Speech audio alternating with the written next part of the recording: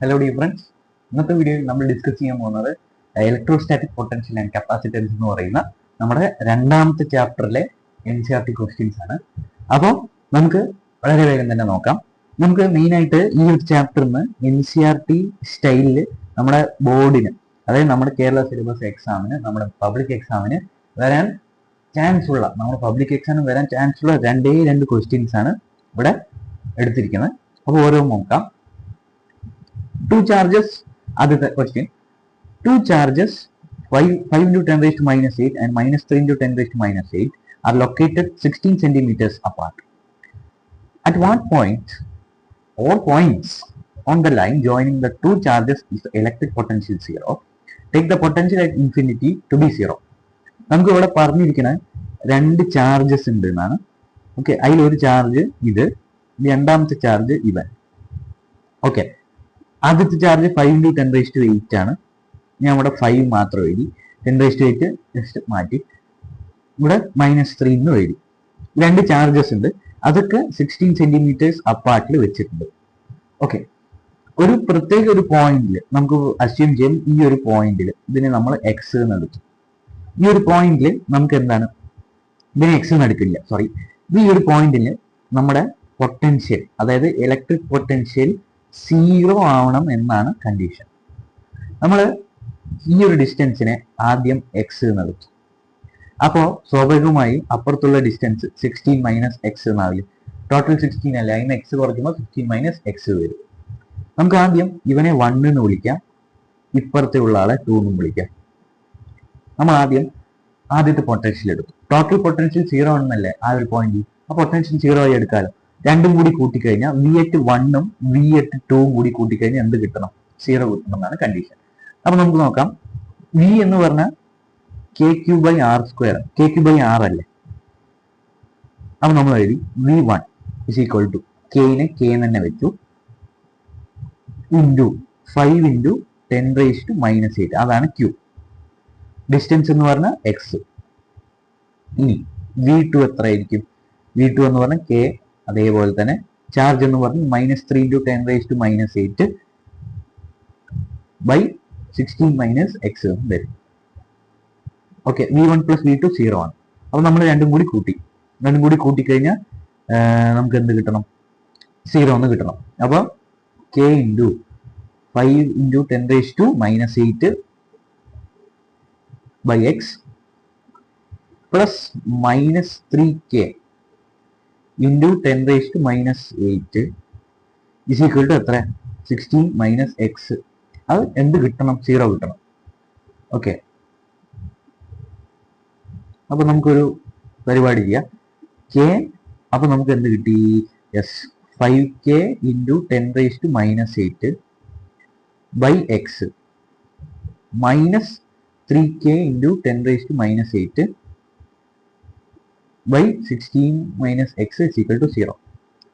ഇയാളെ അപ്പുറത്തേക്ക് കൊണ്ടുപോയി. അപ്പൊ എന്ത് കിട്ടും?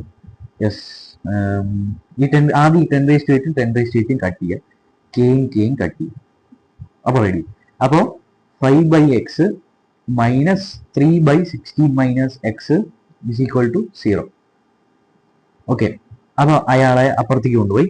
അപ്പൊ നമുക്ക് കിട്ടും 5/x is equal to 3/16 minus x എന്ന് കിട്ടും.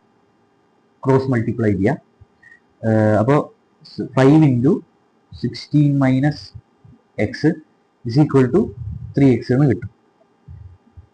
ഇതിന് നമുക്കറിയാം 80 ആണ് അല്ലേ. 5 into 16 80 minus 5x is equal to 3x എന്ന് കിട്ടും. അപ്പോൾ 80 is equal to 3x plus 5x 8x എന്ന് കിട്ടും. അപ്പോൾ x 80/8 ദാറ്റ് ഈസ് 10 സെന്റിമീറ്റർ എന്ന് കിട്ടും. ഇതാണോ ആൻസർ? ആവാണ്ടിരിക്കാം. ഇവിടെ നമ്മൾ ഒരു കാര്യം ശ്രദ്ധിക്കേണ്ട എന്താ വെച്ചാൽ, ക്വസ്റ്റ്യൻ നോക്കുക, 2 പോയിന്റ്സ് ഉണ്ട്. ഓക്കെ, 2 പോയിന്റ്സ് ഉണ്ട്. പൊട്ടൻഷ്യൽ 0 ആവുന്ന 2 പോയിന്റ്സ് ഉണ്ട്. അതാണ് ഒരു എസ് ഇവിടെ എക്സ്ട്രാ കൊടുത്തിരിക്കുന്നത്. നമുക്ക് ഒരു പോയിന്റ് കിട്ടി. ഈ അടുത്ത പോയിന്റ് എന്താവാം? നമുക്ക് ഈ 16 മൈനസ് എക്സ് നെഗറ്റീവ് ആയിക്കൂടെ, അതായത് x - 16 ആയിക്കൂടെ. ഇപ്പൊ നമ്മൾ 2 ചാർജ് എടുത്തു. ഓക്കെ, അപ്പോൾ നമ്മൾ ഇവിടെ ഒരു ചാർജ് എടുത്തു, പുറത്തൊരു ചാർജ് എടുത്തു. നമ്മൾ ഷോർട്ടസ്റ്റ് ആയിട്ടുള്ള ഡിസ്റ്റൻസിനെയാണ് എക്സ് എന്ന് വിളിച്ചത്, ബാക്കിയുള്ള ആളെ 16 - എക്സ് എന്നും വിളിച്ചു. ഇതിന്റെ നേരെ ഓപ്പോസിറ്റ് വന്നൂടെ, വരാലോ. വലിയ ആളെ നമ്മൾ എന്താക്കിയെടുത്തു, വലിയ ആളെ എക്സ് എന്നാക്കി എടുത്തു, ചെറിയ ആളെ എന്താക്കിയെടുത്തു, എക്സ് - 16 ആക്കി എടുത്തു. ഇങ്ങനെയും വന്നൂടെ, വരാം. അപ്പൊ ആ ഒരു കേസ് നോക്കാം. ഇത് കേസ് 1. ഇനി അടുത്ത കേസ്, രണ്ടാമത്തെ കേസിൽ എന്താ വരിക, നമ്മൾ ഈ 16 - എക്സിനെ എക്സ് - 16 എടുക്കും, വേറെ ഒരു വ്യത്യാസമില്ല. അപ്പോൾ 5/x = 3/x - 16. അപ്പോൾ 5x - 80 = 3x എന്ന് കിട്ടും. അപ്പോൾ -80 =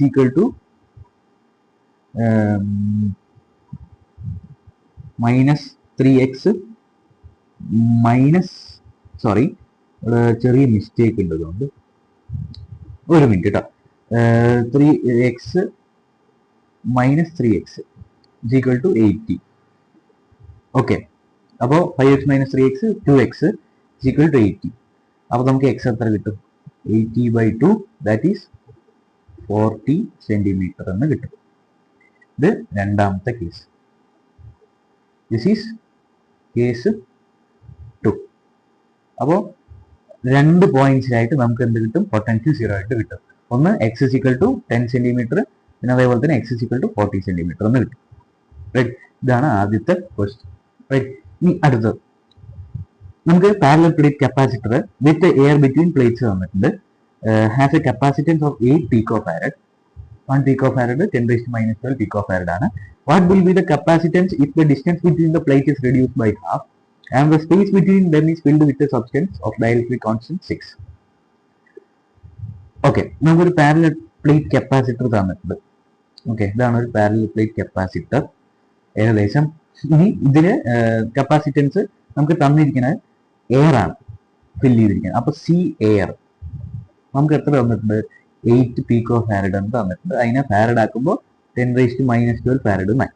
നമുക്ക് C = ε0 A/d എന്നറിയാം അല്ലേ. ഇത് സി എയർ നമ്മൾ എടുത്തു. ഇനി സി ഡാഷ് നമുക്ക് പുതിയ കണ്ടീഷൻസ് തന്നിട്ടുണ്ട്. ഇത് ജസ്റ്റ് മായ്ക്കാം, ആദ്യം കണ്ടീഷൻസ് എഴുതിയിട്ട് പിന്നെ എഴുതാം. ഓക്കെ, ക്ലിയർ ആക്കി. Okay, what will the capacitance if the distance between, പുതിയ ഡാഷ് ഡി ഡാഷ് എന്നെടുത്തു, distance between plate is reduced and space between them is filled with dielectric constant 6. Okay, നമുക്കപ്പോൾ C dash കണ്ടുപിടിക്കാം. C dash എന്ന് പറഞ്ഞാൽ ε0 A/d/2 എന്ന് കിട്ടും. Okay, അപ്പോൾ C dash എന്ന് പറഞ്ഞാൽ 2 × ε0 A/d എന്ന് കിട്ടും. കാരണം 2 മുകളിലേക്ക് പോയി. അപ്പോൾ ε0 A/d എന്ന് പറഞ്ഞാൽ നമ്മുടെ C air. Okay, C air 2 × ε0 A/d പറഞ്ഞാൽ സി ഡാഷ് മാറ്റി നമ്മൾ എടുത്തിട്ടുണ്ട് അതിനെ. അപ്പോൾ നമ്മൾ എന്ത് ചെയ്തു, സി ഡാഷ് = 2 × സി എയർ എന്ന് കൊടുത്തു. ഓക്കെ, അപ്പോൾ നമുക്ക് എന്ത് കിട്ടും, 2 × സി എയർ പറഞ്ഞാൽ 8 ആണ്. അപ്പോൾ നമുക്ക് എത്ര കിട്ടി, യെസ് 2 × അപ്പോൾ നമുക്ക് 16 കിട്ടിയില്ലേ, 16 × 10⁻12 ഫാരഡ്. ഓക്കെ, ഇനി അടുത്ത നമുക്ക് രണ്ടാമത്തെ കണ്ടീഷൻ പറഞ്ഞിരിക്കുന്നത് ഡയലക്ട്രിക് കോൺസ്റ്റന്റ് വെച്ചിട്ടുണ്ട്. നമുക്കൊരു ഇക്വേഷൻ അറിയാം, C dash = k × C air അല്ലെ. സി എയർ നമുക്ക് 8 × -12 ആണെന്ന് അറിയാം. നമുക്ക് സി ഡാഷ്